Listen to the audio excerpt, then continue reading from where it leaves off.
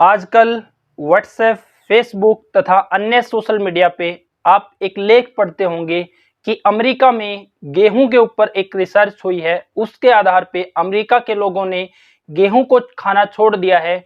वहां से होते हुए आधा यूरोप ने गेहूं को खाना छोड़ दिया है और आप भारतवासी भी गेहूं को खाना छोड़ दें, क्योंकि गेहूं से बीमारियां होती है। गेहूं से शुगर, थायराइड, सर्वाइकल, आर्थराइटिस, हर तरह की बीमारियां होती है। इस लेख में कितनी सच्चाई है? गेहूं अच्छा है या बुरा है? आयुर्वेद की संहिताएं क्या कहती है? किन लोगों को गेहूं खाना चाहिए, किन को नहीं खाना चाहिए? किस ऋतु में गेहूं खाना चाहिए, किस ऋतु में गेहूं नहीं खाना चाहिए? पूरी की पूरी जानकारी आज इस वीडियो में। तो वीडियो को अंत तक जरूर सुने, चैनल को सब्सक्राइब करें, वीडियो को लाइक करें और ज्यादा से ज्यादा शेयर करें।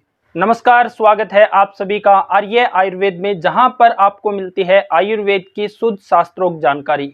हमारा प्रयास है ऋषियों का जो ज्ञान है, शास्त्रों का जो ज्ञान है, आयुर्वेद की संहिताओं का जो ज्ञान है, वो शुद्ध रूप में आप लोगों तक पहुंचाया जाए। तो आज हम बात करेंगे गेहूं के बारे में कि गेहूं खाना अच्छा है या बुरा है, खाना चाहिए कि नहीं खाना चाहिए, आयुर्वेद की संहिताएं इसके बारे में क्या कहती है। आइए शुरू करते हैं आयुर्वेद की संहिताओं के इसके बारे में क्या कहा गया है। आयुर्वेद में गोधूम यानी जो गेहूं है उसका जो संस्कृत में नाम है वो है गोधूम। गेहूं को संस्कृत में गोधूम बोलते हैं। महर्षि वाग्भट जी अपनी अष्टांग हृदयम के सूत्र स्थानम के 6ठे अध्याय के 15वें श्लोक में और निघंटु ऋषि अपनी भाव प्रकाश में अथ 9वां अध्याय है जिसका नाम है धान्य वर्ग, इसमें गोधूम यानी कि गेहूं के बारे में उसकी प्रॉपर्टी बताते हुए क्या कहते हैं गेहूं के बारे में। अष्टांग हृदय में 6ठे अध्याय के 15वें श्लोक में पहला जो शब्द आता है गेहूं के बारे में, इसके बारे में ऐसा है कि ये वीर्यवर्धक है, यानी कि ये शरीर में शुक्र धातु को बढ़ाने वाला है। तो गेहूं का जो पहला गुण है वो है वीर्यवर्धक। इसकी दूसरी जो प्रॉपर्टी है, दूसरा जो इसका गुण है वो है शीत वीर्य, यानी कि ये प्रकृति में ठंडी है, शीतल इसकी प्रकृति है। और आगे इसके बारे में लिखा है पाचन में गुरु, यानी कि ये पचने में भारी है। गेहूं है जो वो पचने में भारी है। अगला पॉइंट है स्निग्ध, ये शरीर में जाके स्निग्धता देती है, यानी चिकनाई बढ़ाने का काम करती है, ड्राइनेस को खत्म करने का काम करती है। आगे इसके बारे में बोला गया है जीवनीय शक्ति को बढ़ाने वाला। जीवनीय शक्ति यानी कि हमारे शरीर में जो ओज है उसको बढ़ाने वाला। ओज को आयुर्वेद में जीवनीय शक्ति बोला गया है। तो हमारे शरीर में रस, रक्त, मांस, मेद, अस्थि, मज्जा, शुक्र और उसके बाद बनता है ओज। तो जो गेहूं है वो शुक्र को भी बढ़ाने वाली है और जीवनीय शक्ति यानी ओज को भी बढ़ाने वाली है। तो यहां से हमें पता चलता है कि ये जीवनीय शक्ति यानी कि आयु को लंबा करने वाला है।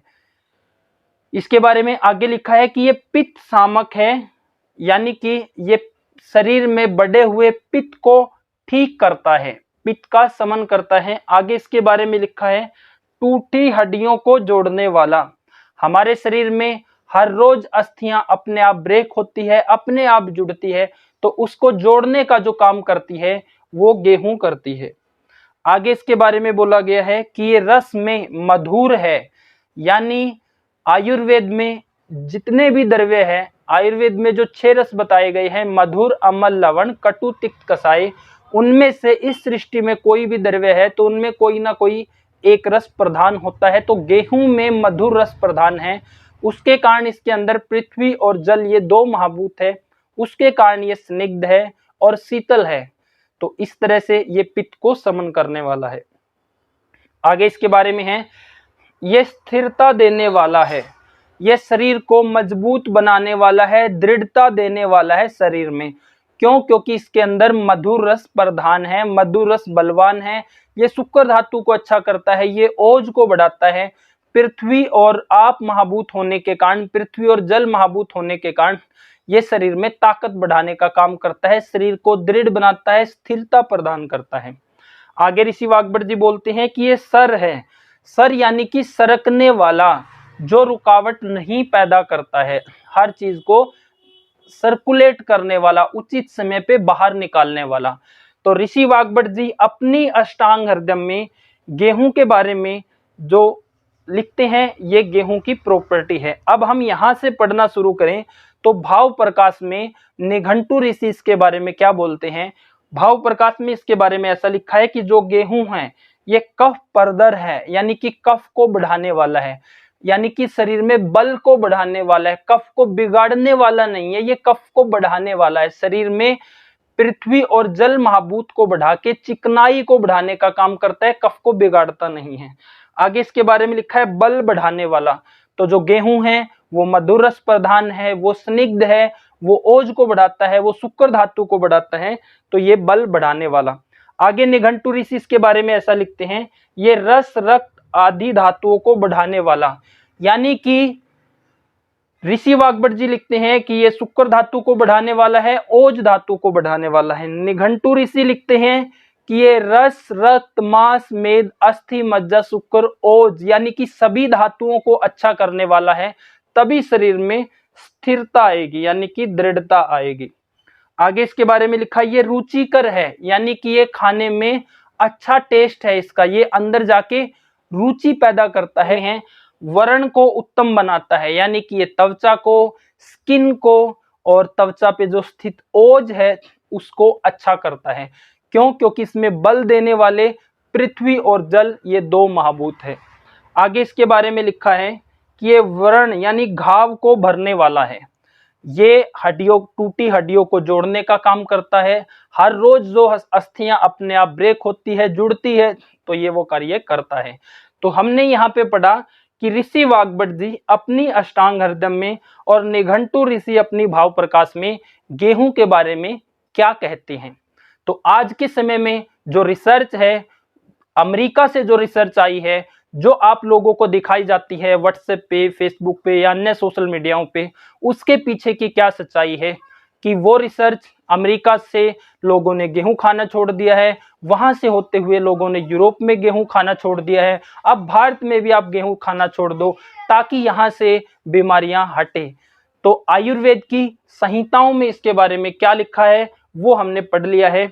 तो जो अमेरिका में गेहूं के बारे में जो आजकल फेसबुक और व्हाट्सएप पे चलता है, एक लेख आता है कि इस डॉक्टर ने रिसर्च की, अब लोगों ने वहां गेहूं खाना छोड़ दिया है, वहां बीमारियां कम हो गई है, तो यहाँ भी गेहूं खाना छोड़े।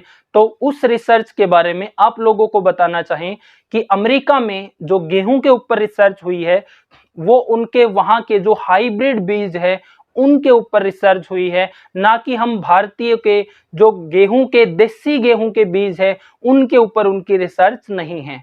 उनकी जो अपनी रिसर्च है वो अमेरिका के हाइब्रिड बीजों के ऊपर उनकी रिसर्च हुई है। तो अब बहुत से लोगों का यहाँ पे सवाल ये आ जाता है कि हमारे यहाँ तो देखें 50 साल या 100 साल पहले गेहूं कम होती थी या गेहूं होती ही नहीं थी, उस समय तो चने वगैरह अधिक होते थे, उनको ही खाया जाता था, तो ये गेहूं का जिक्र कहाँ से आ गया। तो आप लोगों को जो रेफरेंस दिया है अष्टांग हृदयम सूत्र स्थानम छठा अध्याय का 15वां श्लोक और भाव प्रकाश में अथ 9वां अध्याय जो धान्यक वर्ग है, इसमें गेहूं के बारे में ये प्रॉपर्टी इसकी डिटेल में दी गई है। तो आयुर्वेद में आज से 5000 साल पहले भी गेहूं का जिक्र होता रहा है। हमारे यहाँ पे 50-100 साल पहले गेहूं कम खाई जाती थी और मोटे अनाज अधिक खाए जाते थे। उसके पीछे का एक कारण ये भी है कि गेहूं की फसल को उगाने के लिए पानी की अधिक जरूरत पड़ती है। गेहूं की एक फसल को पकने तक कम से कम 4 या 5 बार पानी की देने की जरूरत होती है, सिंचाई की जरूरत होती है। जबकि हम चने के बारे में देखें तो वो केवल 1 या 2 पानी में ही पक जाता है। तो हमारे यहाँ पे जब से पानी की अच्छी व्यवस्था है तो गेहूं की अच्छी पैदावार बढ़ी है। जब तक पानी नहीं था तो लोग चने आदि का उपयोग करते थे।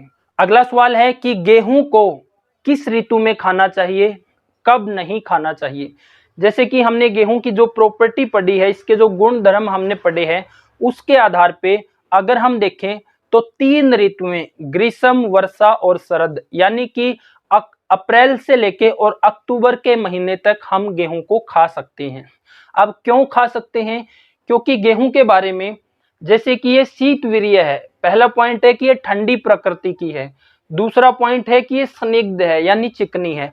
अब हम अपनी ग्रीष्म ऋतु की अगर बात करें, जेठ आषाढ़ के महीने की बात करें, तो उस समय प्रकृति में रुक्ष गुण अधिक बढ़ा रहता है। सूर्य की गर्मी इतनी तेज होती है कि उस समय वो सृष्टि के पूरे स्नेहांश को सुखा देता है। जेठ आषाढ़ की गर्मी वो बड़े जोहड़ और तालाब को भी उस समय सुखा देती है। तो वहां पे खाने में हमें ऐसा आहार चाहिए जो शीतल हो, जो भारी हो, जो चिकना हो, और ये तीनों ही प्रॉपर्टी गेहूं के अंदर है। ये शीतल भी है, ये चिकनी भी है, और ये पचने में भारी भी है।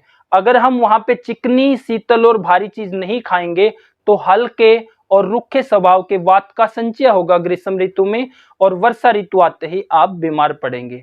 तो हम ये चिकनी होने के कारण, ठंडी होने के कारण तथा पाचन में भारी होने के कारण इसको ग्रीष्म ऋतु में ले सकते हैं, और ये सर्वश्रेष्ठ ऑप्शन हमारे पास वहां पे है। इसके बाद आती है वर्षा ऋतु।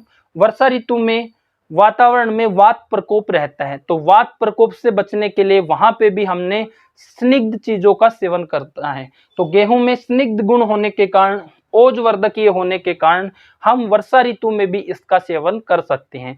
वर्षा के बाद आती है शरद ऋतु। सितंबर अक्टूबर का महीना जो आजकल का समय है, इस समय रुकी हुई गर्मी अब पड़ रही है, तो इसमें भी हमें जो भोजन लेना है वो शीतवीर्य यानी ठंडी प्रकृति का होना चाहिए, वो चिकना होना चाहिए, और वो पचने में थोड़ा सा गुरु हो। तो इन 6 महीनों में और 3 ऋतुओं में हम सीधा सीधा गेहूं का सेवन कर सकते हैं। अब आती है हेमंत और शिशिर ऋतु यानी नवंबर से फरवरी का समय। इस समय खाने के लिए जो बेस्ट है वो है मक्का, बाजरा, और तीसरे ऑप्शन में हमारे पास आती है गेहूं। अब खाना कब नहीं है गेहूं को? आयुर्वेद के अनुसार केवल एक ही ऋतु में, जब शरीर में कफ दोष बढ़ा हुआ है, कफ दोष बिगड़ा हुआ है, वो है वसंत ऋतु। वसंत ऋतु में गेहूं को नहीं खाना है। वसंत ऋतु में हर कोई गेहूं को छोड़ सकता है, क्योंकि उस समय कफ दोष बढ़ा है, और वसंत ऋतु में ये ठंडी है, ये चिकनी है, और ये भारी होने के कारण नहीं खाई जाएगी। वसंत ऋतु में रुखी और हल्की चीज खाई जाती है ताकि बिगड़ा हुआ कफ ठीक हो। तो ये हमने जाना कि ऋतु के अनुसार हम गेहूं का कब किस तरह से सेवन कर सकते हैं। अब बात करते हैं प्रकृति के अनुसार। वात प्रकृति और पित्त प्रकृति और कफ प्रकृति में से वात और पित्त प्रकृति के लिए सीधा सीधा गेहूं अमृत का काम करती है, जो दुबले पतले हैं और मध्यम प्रकृति के लोग हैं। क्यों? क्योंकि वात प्रकृति के लोगों को स्निग्ध चीज चाहिए, चिकनी चीज चाहिए पचने में, जो वात के रुक्ष खर गुण को ठीक करे, और ऐसी भी हो जो गुरु हो पचने में, तो वो वात के लघु गुण को ठीक कर सके। तो वात के 3 मुख्य गुण रुक्ष, खर और लघु को बैलेंस करने के लिए गेहूं चिकनी और पचने में भारी होने के कारण ये तीनों को बैलेंस करती है। तो वात प्रकृति के लिए गेहूं गर्मियों के समय में उत्तम है। अब बात आती है पित्त प्रकृति वालों के लिए। तो पित्त प्रकृति वाले जिनके शरीर में पहले ही गर्मी बढ़ी हो और जिनके शरीर में उष्ण तीक्ष्ण द्रव गुण बढ़े हो, तो उनको ऐसा टॉनिक चाहिए, ऐसा आहार चाहिए जो प्रकृति में शीतल हो, और शीतल होने के कारण गेहूं पित्त प्रकृति वाले गर्मियों के समय ले सकते हैं। अब बात आती है कफ प्रकृति वाले। अगर किसी का कफ बैलेंस में है तो वो भी गेहूं को ले सकते हैं, क्योंकि उस ऋतु के हिसाब से गेहूं लेना सर्वश्रेष्ठ है। अगर किसी का कफ अधिक बढ़ा है, उस समय ब्लॉकेज जैसी स्थिति है, अधिक अंदर आम है, तो वो इन ऋतुओं में जौ का आटा भी ले सकते हैं, क्योंकि जौ का आटा रुक्ष है और हल्का है पचने में। जौ का आटा रुक्ष होने के कारण कफ के आम का, क्लेद का पचन करेगा, इसलिए कफ वाले जिनका कफ अधिक बढ़ा है वो गर्मियों में जौ का आटा भी ले सकते हैं। लेकिन पित्त और वात वाले अगर गर्मियों में जौ का आटा लेंगे, उसमें शीतल गुण तो है, लेकिन वो रुखा होने के कारण उनके शरीर में ड्राइनेस बढ़ा सकता है, जिससे कमजोरी आ सकती है। तो ये हुआ कि ऋतु और प्रकृति के अनुसार किसको किस समय में गेहूं की रोटी लेनी है कि नहीं लेनी है, गेहूं खाना है कि नहीं खाना है। आशा करते हैं कि आयुर्वेद की संहिताओं का ये शुद्ध ज्ञान आप सभी को पसंद आया होगा, कि गेहूं के बारे में जो आजकल इतना दुष्प्रचार चल रहा है, तो उसका हम उससे कैसे बचें, कैसे जाने कि गेहूं सही है या बुरी है। अब आप लोगों के सामने कई बार ऐसी स्थिति होती है, कोई बोलेगा कि गेहूं खानी है, कोई बोलेगा कि नहीं खानी है, कोई बोलेगा कि ये रिसर्च हुई है। तो ऐसी स्थिति में आप लोग क्या करें? सही जानकारी के लिए आप लोग क्या करें? आप लोग कैसे मानेंगे कि सही जानकारी कौन सी है? तो इसके लिए आप सभी आयुर्वेद की जो संहिताएं हैं, अष्टांग हृदय है, अष्टांग संग्रह है, चरक संहिता, सुश्रुत संहिता, भाव प्रकाश, इनमें से जाके हमने जिस भी द्रव्य पर हमारा कंफ्यूजन है उसकी प्रकृति, गुण, कर्म, स्वभाव को हमने देखना है और उसके आधार पे, उसके गुणों के आधार पे हम डिसाइड करेंगे कि इसको खाना है कि नहीं खाना है।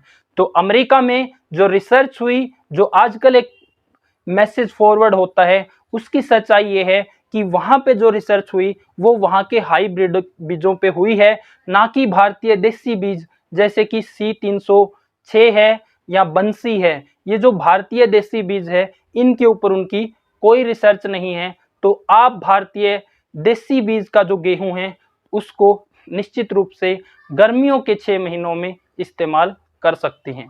आयुर्वेद की इस तरह की सही जानकारी प्राप्त करने के लिए चैनल को सब्सक्राइब करें, वीडियो को लाइक करें और ज़्यादा से ज़्यादा शेयर करें। आपको हमारा ये प्रयास कैसा लगा कमेंट करके ज़रूर बताएं। नमस्कार।